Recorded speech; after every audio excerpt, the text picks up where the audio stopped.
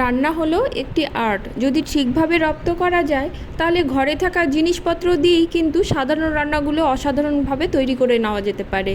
নমস্কার বন্ধুরা, tasty dishes by Ruma চ্যানেলে আপনাদের সকলকে স্বাগত জানাই। আজকে আমার recipe chilli egg. Chilli egg করার জন্য আমি নিয়েছি ক্যাপসিকাম। আমি দু ধরনের ক্যাপসিকাম নিয়েছি, লঙ্কা কুচি নিয়েছি, আদা এবং রসুন কুচি নিয়েছি। এছাড়া পেঁয়াজগুলোকে আমি একটু বড় বড় করে কেটে নিয়েছি।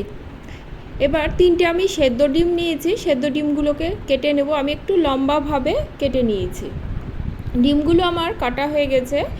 এবার আমি একটা বাটিতে ব্যাটার করে নেব। এর জন্য বাটির মধ্যে দিয়ে দেব 2 চামচের মতো ময়দা এবং 2 চামচের মতো কর্নফ্লোর, আর দেব গোলমরিচ গুঁড়ো, লঙ্কার গুঁড়ো, স্বাদ অনুসারে নুন, হলুদ।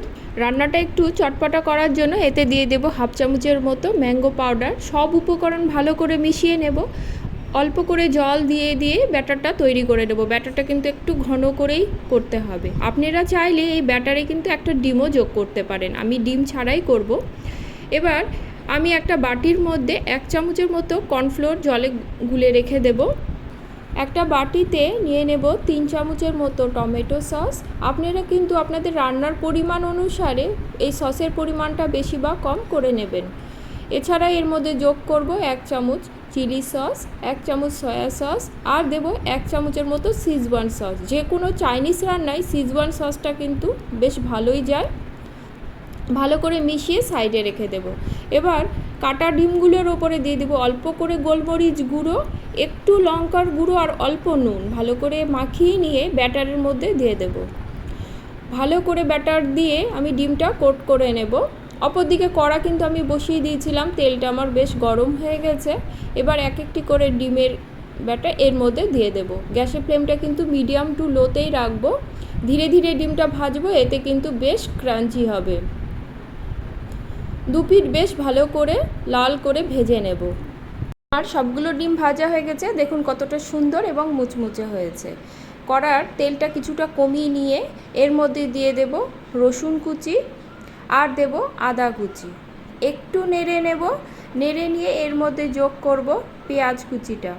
পেঁয়াজটা একটু বড় করে কিন্তু কাটতে হবে। পেঁয়াজটা দিয়ে কিন্তু বেশি ভাজা চলবে না, একটু সটে করে নেব। মিনিট খানেকের মতো নাড়লেই হয়ে যাবে। এবার আমি এর মধ্যে যোগ করব ক্যাপসিকাম আর লঙ্কা কুচি। ঝালটা কি পরিমাণ খাবেন সেই হিসাবে কিন্তু লঙ্কা কুচিটা ব্যবহার করবেন। মিনিট খানিক নেড়ে নিয়ে এর মধ্যে আমি 1 চামচের মতো ভিনিগার অ্যাড করব। ভিনিগারটা দিয়ে আরও মিনিট খানেকের মতো নেড়ে নেব। এবার আমি এর মধ্যে দিয়ে দিব সসের মিশ্রণটা। আমি মিশ্রণটা ক্যামেরাবন্দি করতে ভুলে গেছিলাম, দুঃখিত। আপনারা কিন্তু এই সময় সসটা যোগ করবেন। রান্নার টেস্টটাকে ব্যালেন্স করার জন্য আমি অল্প পরিমাণে চিনি দেব। ভালো করে মিশিয়ে নেব।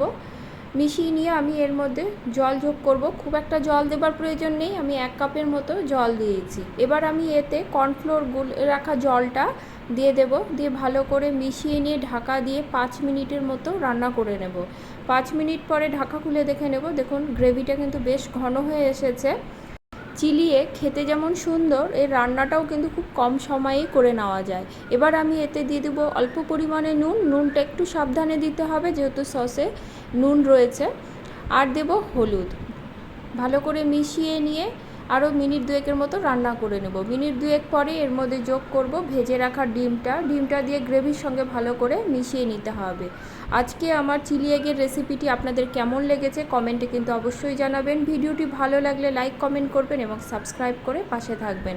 আমার ভিডিও নোটিফিকেশান পেতে বেল আইকন কিন্তু অবশ্যই প্রেস করবেন। ভাজা ডিমগুলো দিয়ে গ্রেভির সঙ্গে খুব একটা সময় নিয়ে রান্না করার দরকার নেই। মিনিট 2-এর মতো ভালো করে মিশিয়ে নিলেই কিন্তু এটা রেডি হয়ে যাবে। বেশিক্ষণ ধরে রান্না করতে গেলে ডিমের ক্রাঞ্চি ভাবটা কিন্তু নষ্ট হয়ে যেতে পারে। আমার রান্নাটি হয়ে গেছে, আমি গ্যাসের ফ্লেমটা অফ করে দিই। এবার পরিবেশনের পালা। আজ তাহলে এ পর্যন্তই। দেখা হবে পরের কোনো রেসিপি নিয়ে। সকলে খুব ভালো থাকবেন। ধন্যবাদ সকলকে।